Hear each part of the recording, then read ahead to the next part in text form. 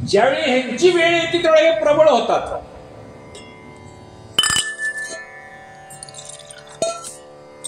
तुम्ही अगोदर या दैत्याला मारा आणि देवाला विजय मिळवून द्या. आता अभिजित नावाचा मंगल मुहूर्त आहे, मुहूर्तावर मांडलेला आहे तो अभिजित नावाचा मंगल मुहूर्त आहे. योग चांगला आहे म्हणले आणि आमचं कल्याण होईल, देवा मारायला.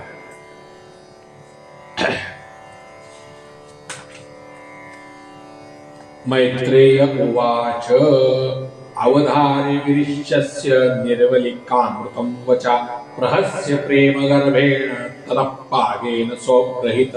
मैत्रेय म्हणतात, भगवंताचं भाषण ऐकलं, भगवंताला हसू आलं, त्यांच्या प्रार्थनेचा स्वीकार केला. त्यांच्या नाकातून उत्पन्न झाला होता ना वरा होता आणि तिच्या मानगुटीवर एक असा गदेचा प्रहार केला. पण त्यावेळेला काय झालं, भगवंताच्या हातातून गदा निसटली, भगवंत निशस्त्र झाले. हातात शस्त्र नव्हतं भगवंताच्या. निशस्त्र झाल्यावर सुद्धा हिरण्यक्षण वार केला नाही, हातात घे म्हणलं शस्त्राचं. बघा हा पराक्रमी आहे. हे देवाकडे युद्धाचा नियम काय, ज्याच्याकडे शस्त्र नाही त्यावर त्याला मारायचं नाही. हिरण्यक्ष कसा आहे, शत्रू आहे बरोबर आहे, पण शत्रू असला तरी त्यानं सांगितलं हातात शस्त्र घेऊन, मी नाही तुझ तुला मारणार.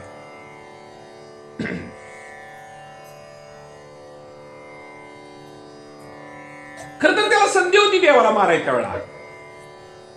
युद्ध धर्माचं पालन केलं आणि असं का केलं, भगवंताचा क्रोध वाढावा.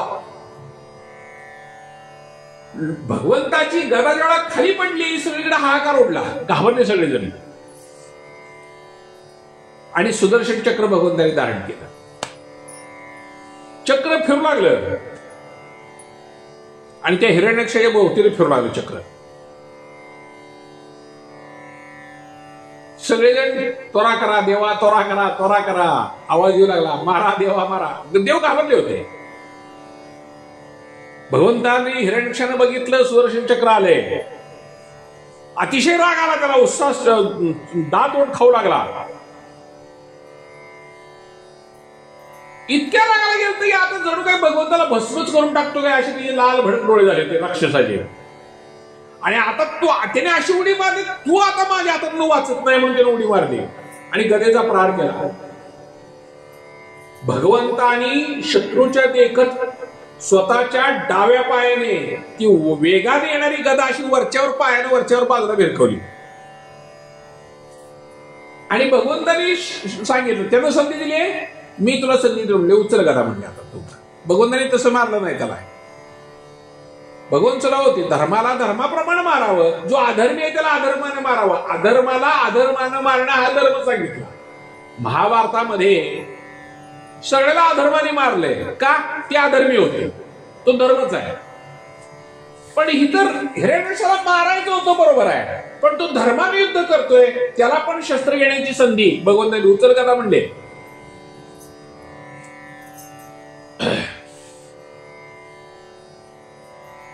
शौर्य व्यर्थ गेलं. त्या गदाने पुन्हा फिरकवली, वरच्यावरच गदा पकडली देवाने. सगळं तेज हिरण्यक्षाचं निघून गेलं.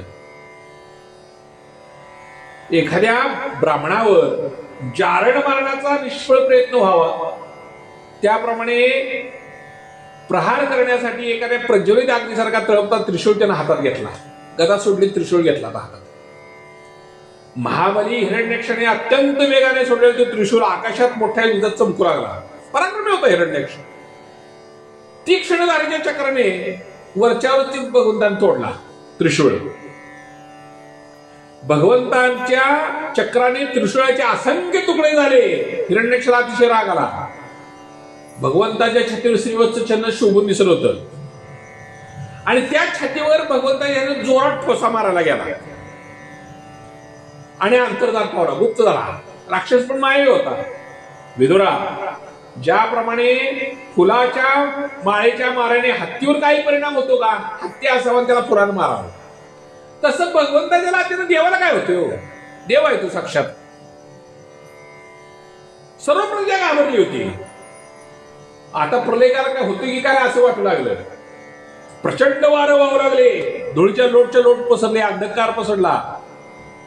अरे गोफडीनं दगड मारतात की काय असं दगड दगड सगळीकडे येऊ लागली. विजा चमकू लागल्या, मेघ दाटून आले आणि आकाशातून पू केस रक्त विष्ठा मूत हाड यांचा पाऊस पडू लागला. अपशकुन होऊ लागले सगळे. हे विदुरा, हर तऱ्हेच्या शस्त्राचा वर्षाव करणारे मोठमोठे पहाड दिसू लागले. केस मोकळे सोडलेल्या, हातात त्रिशूळ नग्न राक्षसिणी दिसू लागल्या. आणि घोडेस्वार, रथी, हत्तीवर चढलेले सैनिक, आतताई यक्ष राक्षस मारा मारा असा आरडाओरडा करू लागले. आणि आसुरी मायाजालाचा नाश करण्यासाठी भगवंतानी सुदर्शन चक्र सोडलं. ही सगळी माया होती. त्यावेळी पतीच्या कथनाचं स्मरण झालं. कुणाला? दितीला. ही राक्षसीच आहे ना, हिच्या पोटी जन्माला आलाय. तिला आता घाबरू लागलं. त्यामुळं काय झालं, दितीच्या स्तनातून रक्त चालू झालं. तिचा पोरगा होता. आपलं मायाजाल नष्ट झालं. दैत्य पुन्हा भगवंताच्या जवळ आला. क्रोधाने आवळून चिरडून टाकण्यासाठी भगवंताला कवेत घेतलं. आणि तो कवेत कसा मावल? त्याला वाटलं कविता काय, भगवंत दुसरीकडेच. वज्रासारखा असं मुक्या मारतो तर देव तिथं कुठं आहे? विश्वजी भगवंतानी सहज ठोसा मारला आणि हिरण्याक्षाचा देह असा गरगरू लागला. देव पण त्याची गंमत करतो ते ना. मांजर सुद्धा एखाद्या उंदराला सहजी मारवत नाही, खेळून खेळून खेळून मारत. तर गंमत करू यायची, पण लगेच कशाला मारून टाकायचं. आता मारायचं तर आहे, बघूया म्हणलं याचा आहे पराक्रम. किती जरी मोठा असला तर देवापेक्षा मोठा कोणी नसतो. आणि त्याचे असा ठोसा मारला, त्याचे डोळे बाहेर आले, हात पाय केस विच्छिन्न झाले. वावटळीत उठखडलेले विशाल वृक्षाने जमिनीवर आदळला हिरण्याक्ष. हिरण्याक्षाचा वध झाला. पण अजून त्याचं तेज कमी झालं नव्हतं. त्याच्या भयानक दाढा दैत्याला दात ओठ चावीत पृथ्वीवर पडलेला पाहून ब्रह्मदेव सगळी प्रशंसा करून म्हणले, अहो असे मरण कोणाला प्राप्त होते? आपल्या मिथ्यलिंग शरीरापासून सुटण्यासाठी योगीजन समाधी योगाच्या द्वारे त्याचं ध्यान करतात. त्यांच्या चरणाच्या प्रारणे घायला दैत्यराज मुखकमल पाहता पाहता त्याग झाला. भगवंताची प्राप्ती व्हावी म्हणून योगीजन त्याचं ध्यान करतात ना, नाही का? तो कोणाचा असतो? योग्यांचं ध्यानाचं स्थान भगवंत आहे.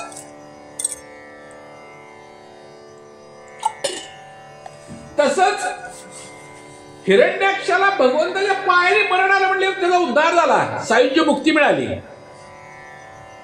त्यानं कश्यपाने सांगितलं होतं तुझ्या मुलाचा मृत्यू भगवंताकडून येणार आहे. आणि हिरण्य तिला आनंद झाला होता, कारण देवाकडून मरण येणं म्हणजे त्याला मुक्ती आहे, मोक्ष आहे. हिरण्याक्ष आणि हिरण्यकश्यप हे भगवंताचीच पार्षद आहेत, त्याची सेवक आहेत, जय आणि विजय.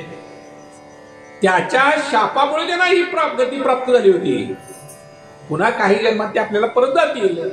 देवा कुचो नमो नमस्ते किल यज्ञ तन्मते स्थितो गृहीता मनसत्वमूर्तये दृष्ट्या हतोयं जगमरुदन्त स्तोपाद्य भक्त्या वयमीश निवर्ता.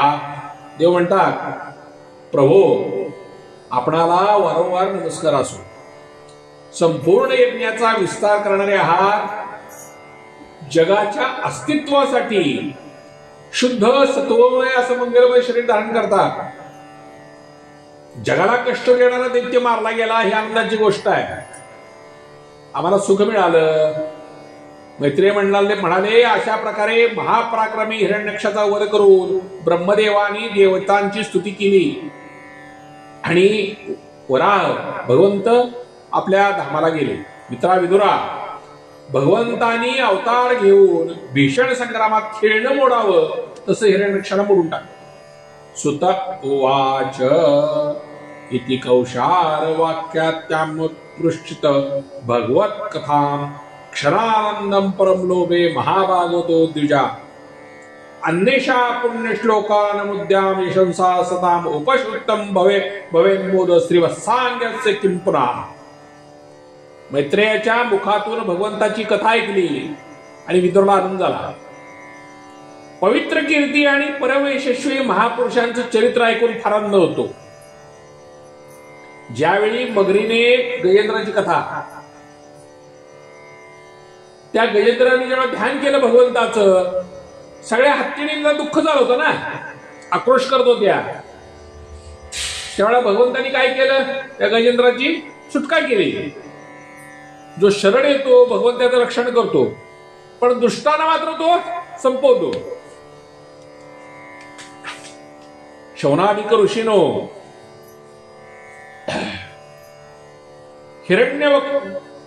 हिरण्याक्षवधाची कथा ही लीला जो ऐकतो, जो गातो आणि जो अनुमोदन देतो, त्याला ब्रह्महत्येच्या पापातून सुद्धा तो सुटतो. बघा, ही कथा जो ऐकतो तो हिरण्याक्षची.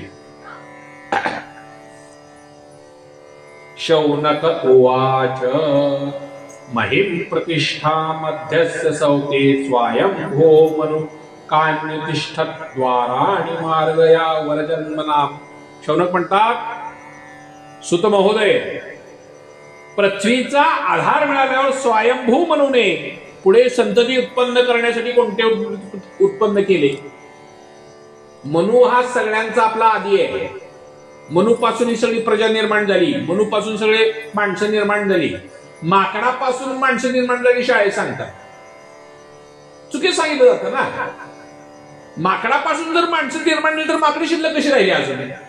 सगळीच माकडं संपायला पाहिजे. माकड जातच संपायला पाहिजे ना. माकडापासून असं कसं निर्माण होतं? आपला पूर्व कोण आहे? आपली मनुपासून उत्पत्ती आहे. सगळ्यांचं सुरुवात मनु आहे. सगळ्यात तो मूळ आहे, मूळ पुरुष आहे तो सगळ्यांचा. आणि जगाला जो कायदा पहिल्यांदा सांगितला तो म्हणून सांगितलाय. सगळ्या जगाला कायदा दिला. विदुर हा मोठा भगवत भक्त होता आणि कृष्णाचा तो सुहृद होता. मोठा भाऊ धृतराष्ट्र आणि त्यांचे पुत्र यांनी काय केलं होतं? कृष्णाचा अनादर केला होता आणि त्यामुळे त्यांचा त्यानं त्याग केला होता. महर्षी द्वैपायनाचा पुत्र आणि महत्तेत कोणत्याही प्रकारची त्याविषयी कमी नव्हता. सर्व प्रकारच्या भगवान श्रीकृष्णांचा आश्रित आणि कृष्ण भक्ताचा अन्वयी होता. तीर्थयात्रा केल्याने त्याचं अंतर्करण आणखी शुद्ध झालं. कोणी? विदुराने. तीर्थ का करावीत? यात्रा का करावीत? अंतःकरण शुद्धी करता. कर्माने अंतःकरण शुद्ध होतं. कर्माने प्रभू प्राप्ती होत नाही, कर्माने मोक्ष प्राप्त होत नाही. अंतःकरण शुद्धी करता हे करायचं असतं. आपलं अंतःकरण, तीर्थयात्रेने अंतःकरणाची शुद्धता आहे. देव प्राप्त होत नाही, ज्ञान प्राप्त होत नाही. पण ज्ञान प्राप्त होण्याकरता मुळात अंतःकरण शुद्ध असावं लागतं. लक्षात घ्या. पण अशी तीर्थयात्रा करत असताना, व्रत सगळीकडे जात असताना, देवदेव करत असताना अंतःकरणात जर तो भाव नसेल, भावाची उत्स्फूर्त प्रतिक्रिया म्हणजे हे कर्म असतं. भाव जेव्हा एखादा उत्स्फूर्त होतो, मग तो कुठलाही भाव असू द्या. रागाचा जर भाव असेल, आपल्यात एकदम राग आपल्याला एखाद्याबद्दल आला, तो भाव कसा प्रगट होतो? एक कृती असते, एक तो शब्दातून भाव प्रगट होतो. मग तो काय करेल? एक तर तो त्याला शिव्या तर देईल, समोरच्याला वाईट साईड तरी बोलेल, नाहीतर मारायला तर जाईल. दोन प्रकारे प्रगट होईल रागात झालेला भाव. मग भगवंताच्या प्रेमाचा भाव प्रगट झाला. अंतःकरणात मुळात भाव प्रगट, मुळात भाव हा शुद्धच असतो. कुणी माणूस मुळात वाईट नसतो, मुळात तो चांगलाच असतो. मग भाव प्रगट जेवढा होतो, मग काहीतरी आता तो भावाची परिपूर्तता. मग वाटतं, हा जाऊया, आपण वारेला जाऊया, आपण आळंदीला जाऊया, आपण देवाला जाऊया. मुळात भाव प्रगट झाला आणि भाव त्यावेळेस शुद्ध आहे. आणि मग त्याचं रूपांतर कर्मात होतं. कर्म काय? तीर्थ करणं, वाऱ्या करणं. पुन्हा पुन्हा काय होतं, ज्यावेळी आपण ते नित्यनेमानं करायला लागतो त्यावेळेला भाव बाजूला राहतो. आपण नुसत्या कर्मातच अडकतो, आणि त्यातला भाव संपल्यामुळं केलेलं कर्माने अंतःकरण शुद्धी तर होतच नाही, पण केलेलं कर्म ही अधःपतनाला तुमच्या आमच्या कारणीभूत होतं. केवळ औपचारिकता, मलाच गडबड आहे, लवकर पूजा संपवून घ्यायची, अरे मला जायचं आहे, मग ते औपचारिकता झाली आणि ते आमच्या अधःपतनाला कारणीभूत होतं. अंतःकरण शुद्ध झालं, मुळातच तो शुद्ध होता ना, आणखीन शुद्ध झालं. आणि काय मैत्र्याला विचारतात, सुत महोदय, त्या दोघांच्या वार्तालापात श्रीहरीच्या चरणाचा संबंध असलेल्या पवित्र कथा ज्या काही त्या आम्हाला सांगा. त्यामुळे काय होईल, आमच्या सगळ्या पापाचा नाश होईल. सुत महोदय, आपलं कल्याण आहे, त्या पवित्र कथा आम्हाला ऐकवा. कीर्तन करण्यायोग्य असते भगवंताच्या कथा. ज्ञानोबा तुकोबापासून लाखो कीर्तन आतापर्यंत होत आहेत, त्याच कथा सांगितल्या. आतापर्यंत कुणाला कंटाळा आलाय का? कुणालाही कंटाळा आला नाही. ह्या कथा कुणाला माहित नाही, सगळ्यालाच माहित आहे त्याची. कीर्तनामध्ये महाराज काय सांगणार अगोदर आपल्याला माहित असतं, तरीही आपण तिथे जातो का नाही, कारण तिथला आनंद कसा आहे, नित्य नवीन आहे, नाही का. ते हनुमने देवी जैसे का स्वरूप तुझे, तैसे नित्य नूतन देखीजे गीता तत्व. ह्याचा कधी कंटाळा येत नाही, ते नवीन आहे, रोज आम्हाला नवीन नवीन वाटतं. कितीही वेळा हीच कथा सांगा.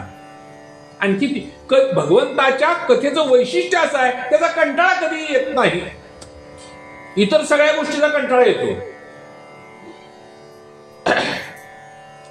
नैमिषारण्यात निवास करणाऱ्या मुनींनी असं विचारल्यावर उग्रश्वा सुतानी भगवंताच्या ठिकाणी चित्त एकाग्र केलं. नैमिषारण्य म्हणजे काय, ज्याची निर्मिती एका निमिषात झाली होती ते नैमिषारण्य. सुत म्हणाले, आपल्या मायेने जे वराह रूप धारण केलं होतं त्याचा कार्य काय होतं, रसातळाची पृथ्वी गेली होती त्याला वर काढायचं होतं. वराह अवतार त्याच्याकरता होता ना, आणि हिरण्यकश्यपाला मारायचं या आवडण्या करताच अवतार होता. वराह अवतार म्हणजे दुसरं काय नाही, बाकीचं काय. ही लीला ऐकली आणि विदुराला आनंद झाला. सूत म्हणतात, विदुर, हे ब्राह्मण, आपण दृष्टीआड असलेल्या विषयांनाही जाणणारे आहात, म्हणून प्रजापतीचे पती ब्रह्मदेवाने मरीची आणि प्रजापतीला उत्पन्न करून सृष्टी वाढण्यासाठी काय काय केलं सांगा. म्हणलं कशी वृद्धी केली सृष्टीची. हे जग पत्नीच्या सहयोगाने उत्पन्न झालं का आपल्या कार्यात स्वतंत्र राहून किंवा सर्वांनी मिळून जगाची रचना मुळात कशी झाली, हे जगाची निर्मिती कशी झाली सांगा. मैत्रेय म्हणतात, विदुरा, तर्का पलीकडे असणारे जीवाचे प्रारब्ध, प्रकृतीचा नियंता पुरुष आणि काल या तीन हेतूंनी भगवंताच्या सानिध्याने त्रिगुणमय प्रकृतीत क्षोभ उत्पन्न झाला आणि त्यातून काय झालं, महत्त्व प्रगट झालं. देवांच्या प्रेरणेने रजप्रधान महत्त्व असून सात्विक, राजस, तामस तीन प्रकारचा अहंकार उत्पन्न झाला आणि आकाशादी 5-5 तत्व अनेक वर्ग प्रगट झाले. सर्वजण वेगवेगळे पाहू राहून भूतांच्या कार्यरूप ब्रह्मांडाची रचना करू शकत नव्हते. पंचमहाभूत, या पंचमहाभूतात एकमेकाशी वैर आहे. अग्नी आणि पाणी एकत्र राहू शकतात का, नाही राहू शकत. आणि वेगळे वेगळे राहून जग निर्माण करायचं म्हणजे ते पण यांना जमत नाही, नाही का. निर्माण करता येते का. पाण्याला आपण काय संज्ञा देतो, H2O म्हणजे काय, हायड्रोजन आणि ऑक्सिजन. हायड्रोजन काय करणार आहे, पेटणार आहे, आणि ऑक्सिजन हा पेटवणार आहे. एक पेटणार आहे, दुसरा पेटवणार आहे. ह्यातून निर्माण काय होतं, विझवणार. ही वेगळी वेगळी राहतात. भगवंताच्या कृपेने सगळे एकत्र आले, पंचमहाभूत करतो. आणि काय केलं, एक सोन्याच्या रंगाचं अंड्याची रचना केली. अंड म्हणजे कोंबड्या नव्हतं, मोठा अंड, अंडकोश होता मोठा. पण ते कसं होतं, 1000 वर्षपर्यंत त्याच्यापेक्षा अधिक काळ समुद्रात पडून राहिलं होतं. पण त्यात काय होतं, चैतन्य नव्हतं त्या अंड्यात, चिदाभास नव्हता. त्यात अधिष्ठित झाल्यावर नाभीतून हजार सूर्यांच्या तेजाचं दैदीप्यमान असं एक कमळ प्रगट झालं. आणि हे कमळ सगळ्या जीवांचं आश्रयस्थान होतं. आणि त्यातून ब्रह्मदेवाची निर्मिती झाली. जेव्हा ब्रह्मांडाच्या गर्भरूप जलात शयन करणाऱ्या नारायणाने ब्रह्मदेवाच्या अंतःकरणात प्रवेश केला, पूर्वकल्पामध्ये आपण निश्चित केलेल्या नामरूपमय व्यवस्थेनुसार लोकांची रचना केली. सगळं भगवंत एकटंच करतोय, हेच करतोय. काय सर्वप्रथम आपल्या छायेतून तामिस्त्र, आंध्रतामिस्त्र, तम, मोह, महामोह अशी अविद्या उत्पन्न केली. तहान भूक व्याकुळ झाले ते ब्रह्मदेवांना खायला उठले. सृष्टीचे ब्रह्मदेवाने निर्माण केलं ते ब्रह्मदेवाच खायला उठले. बघा सुरुवातीला अरे म्हणले तुम्ही मला ह्याला ठेवू नका म्हणाली ब्रह्मदेवाला, ज्याला निर्माण केली तीच आपली संतती. काय खाऊन टाका म्हणले, त्याला भूक लागली होती. घाबरला ब्रह्मदेव. अरे यक्ष राक्षस तुम्ही मला माझी संतान आहे म्हणला, माझी मुलं तुम्ही मलाच मारायला उठला. कधी लाज होत नाही. त्यावेळेला पहिल्यांदा पोरं मारत होती. 5 वर्षापर्यंत लाड करा म्हणले, 10 वर्षापर्यंत ताडून करा. लाड करायचे 5 वर्षापर्यंत, मारायचं 10 वर्षापर्यंत. शास्त्राने सांगितले 10 वर्षाच्या पुढे काय करायचं शास्त्राने सांगितलं. त्याला माहित आहे पोरच पुन्हा मारतात. आई बाबा ब्रह्मदेवा पोरं मारायला उठले. त्यावेळेला वृद्धाश्रम होते का नाही मला माहित नाही, पण आता झाले. अनाथाश्रम असं राहतो, वृद्धाश्रम असू नये. वृद्धाश्रम हा कलंक आहे आपल्या संस्कृतीला. आणि मग काय झालं, खाऊन टाका असे जे म्हणाले त्याच्यावर त्यांचं नाव यक्ष पडलं. जे म्हणतो याला खाऊन टाका, त्याच्यावर यक्षाची निर्मिती कशी झाली, ते खाऊन टाका म्हणजे ते यक्ष झाले बरं का. आणि जे रक्षण करू नका म्हणजे ते राक्षस झाले. यक्ष आणि राक्षसांची उत्पत्ती कशी झाली. नंतर काय केलं, ब्रह्मदेवानी सत्वगुणाच्या प्रभावाने दैदिप्यमान होऊन मुख्य मुख्य देवतांची निर्मिती केली. खेळता खेळता ब्रह्मदेवानी प्रकाशमय शरीर ग्रहण केलं. ब्रह्मदेवानी आपल्या नितंबापासून कामासक्त अशा असुरांना उत्पन्न केलं.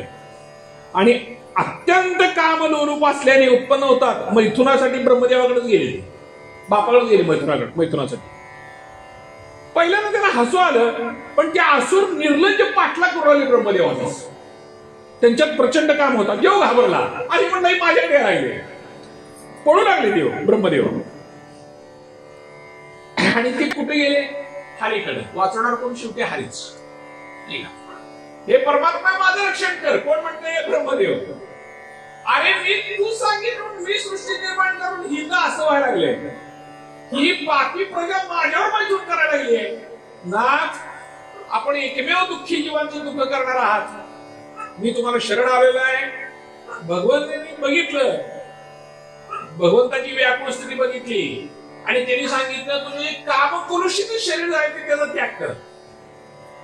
त्या शरीराचा त्याग कर. म्हणजे शरीराचा त्याग करणं म्हणजे काय, ती भावना टाकून द्यायची.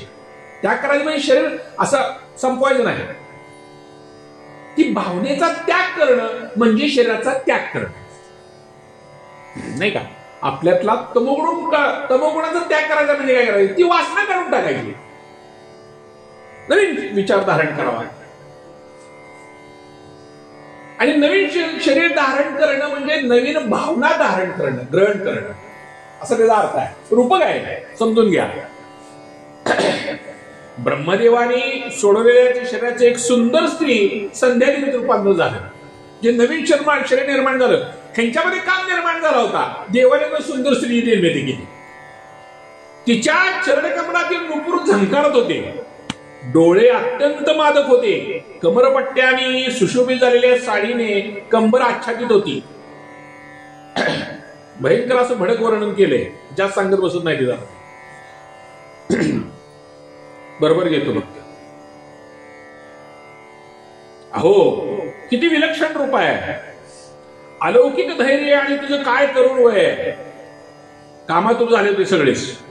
अशा प्रकारे कुबुद्धी दैत्यानी स्त्री रूपिणी संध्यादेवीच्या विषयी तर्क आणि वितर्क लागले आणि विचारले, हे सुंदरी तू कोण आहेस, कुणाची मुलगी आहेस भामिनी, तुझं येथे येण्याचं प्रयोजन काय? अरे म्हणले, तुझ्या अनुपम सौंदर्याचं अनमोल प्रदर्शन असं होतंय की आम्हाला आभाग्याला त्रास द्यायला लागलीस तू. अबले, तू कोणी का असेनेस, तुझं आम्हाला दर्शन झालं हे भाग्य आहे. तू चेंडू खेळता खेळता आम्हाला पाहणाऱ्यांचे मन मोहित करतेस. सुंदरी, जेव्हा तू उसळलेल्या चेंडूवर आपल्या तळहाताने थापटी मारतेस तेव्हा तुझे चरणकमल एका जागी स्थिर राहत नाहीत. अशा प्रकारे स्थिर रूपाने प्रगट झालेल्या सायंकाळी संध्यादेवीने तिला अत्यंत कामासक्त बनवलं आणि मूर्खांना त्यांना ती रत्नमणी म्हणून त्यांनी ग्रहण केलं. त्यानंतर ब्रह्मदेवाने गंभीरपणे हसले आणि कांतिमय मूर्तीपासून सौंदर्याने जणू स्वतःच आस्वाद घेत होत्या अशा गंधर्व आणि अप्सरांची उत्पत्ती केली. गंधर्व आणि अप्सरा. ब्रह्मदेवाने चंद्रिका रूप असलेल्या कांतिमय प्रिय शरीराचा त्याग केला आणि त्याला विश्वावसू असं म्हणतात. सगळ्यांनी त्या विश्वावसून त्याचं ग्रहण केलं. यानंतर भगवान ब्रह्मदेवानी आळसापासून भूत पिशाच्य उत्पन्न केले म्हणून वस्त्रहीन आणि केस विस्कटलेले पाहून त्याने डोळे मिटून घेतले. ब्रह्मदेवानी त्या केलेल्या त्या जांभळीरूपी शरीराला भूत पिशाच्यांनी ग्रहण केलं. हिला निद्रा असं म्हणतात. बघा, जिच्यामुळे जीवांच्या इंद्रियाला शिथिलता आल्यासारखी वाटते. एखादा मनुष्य उष्ट्या तोंडाने झोपला तर भूत पिशाच्य त्याच्यावर आक्रमण करतात. त्यालाच उन्माद असं म्हणतात. नंतर भगवान ब्रह्मदेवानी बलवान असल्याची भावना करून अदृश्य रूपाने साध्यगण आणि पितृगण निर्माण केले. पित्राने आपले उत्पत्ती स्थान असलेल्या अदृश्य शरीराला ग्रहण केलं. हेच प्रमाण मानून कर्मकांडी श्राद्ध अतिद्वारा पितर साध्यगणांना ते हवे आपण अर्पण करत असतो, जे पितृगणांना करतो. ब्रह्मदेवानी तिरोधान शक्तीने सिद्ध आणि विद्याधर यांची सृष्टी निर्माण केली आणि आपलं अंतर्धानयुक्त शरीर विशुद्ध करून घेतलं. आणि ब्रह्मदेवाने आपलं शरीर प्रतिबिंब बघितलं. ते प्रतिबिंब त्या ब्रह्मदेवाला सुंदर वाटलं. कधी कधी आपण आरशात म्हणून आपणच हसतो एकटंच, नाही का? काय स्वतःच माणसं स्वतःलाच का बघतात मला कळत नाही. आपलेच फोटो आपणच काढून ते आपणच बघायचे. का बघतात मला अजून कोणं कळलं नाही.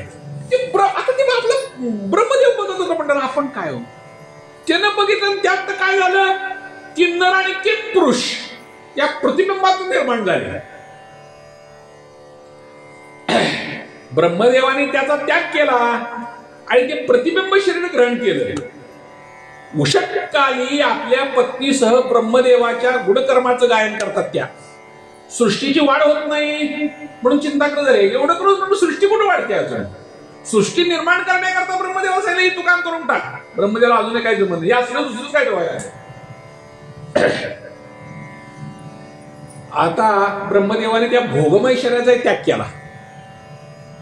त्यातून केस जे काही झडून पडले होते त्यांच्या हातपाय आकडून जळले. क्रूर स्वभावाचे साप निर्माण झाले.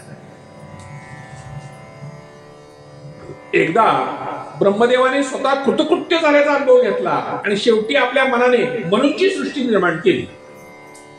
बघा, आणि मनस्वी ब्रह्मदेवाने त्यांच्यासाठी पुरुषांच्या आकाराचा शरीराचा त्याग केला आणि मनुला पाहून त्यांच्या उत्पन्न झाले देव गंधर्व सगळे ब्रह्मदेव सुरू करले. आता माणूस निर्माण झाला. ते म्हणाले, हे विश्वकर्त्या ब्रह्मदेवा, आपली सृष्टी फार सुंदर आहे. हिच्यामध्ये अग्निहोत्र सर्व कर्म प्रतिष्ठित आहेत आणि अग्निहोत्र का केल्यामुळे देवाला अन्न मिळतं म्हणून अग्निहोत्र करावं. पित्राला तर्पण केलं पित्राला मिळतं. अग्निहोत्र देवाला अन्न याच्यातून मिळतं ना. संध्या कशा करता करायची असते? चुकीच्या वेळा संध्या केली तर असुर निर्माण. आता संध्या कोण करतच नाही, विषय सोडून द्या. संध्येचा पण नियम आहे. संध्याचा नियम आहे, सकाळी संध्या संध्याकाळी संध्या करायची आहे.